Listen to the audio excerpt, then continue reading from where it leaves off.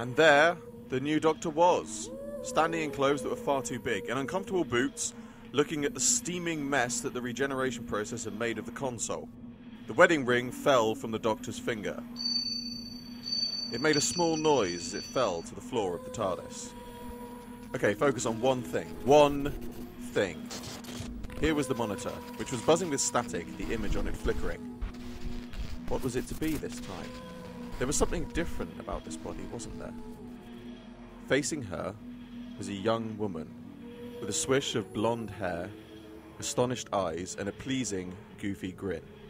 She stared at her reflection. Oh, Berlin. She said. Change was possible. Change was here. What had she been worrying about just now? No idea. She hit the first button of the navigation sequence. The console exploded. Just for a moment, the Doctor saw a warning flash on the monitor screen. System crisis. Multiple operations failure. Was there actually something wrong with the TARDIS? What had caused this? She didn't have another moment to think.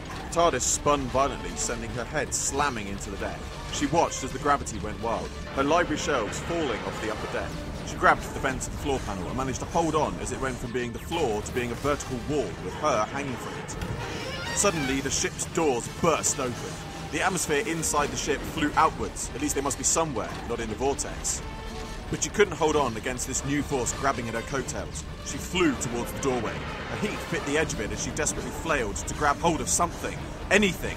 At the last second, her fingers grabbed hold. She managed to haul herself back up towards the console as all of her books, her papers, all the records of her travels flew past her, falling into whatever was out there. She managed to get one hand, now both hands, back on the console. She chanced to look back over her shoulder. Okay, all she had to do was... There came a sound from in front of her. She turned back to look. Fire burst up the central column of the console, cracking it as it went. The tremendous energies of the TARDIS were about to...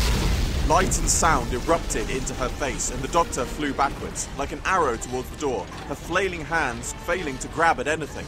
She fell straight out through it, like one of the billions of pieces of paper that were falling all around her.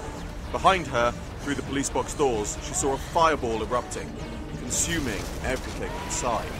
The light on the top of the box began to flash urgently, and the sound of the TARDIS's departure roared before the blast could leap out of it and consume her. Consume everything. The TARDIS vanished. The Doctor fell, arms cartwheeling. Below her, as she spun, she saw the lights of a city at night. It was just her now, in this terrifying second, without a TARDIS, falling from what must be several thousand feet, towards a completely unknown destination, towards her future.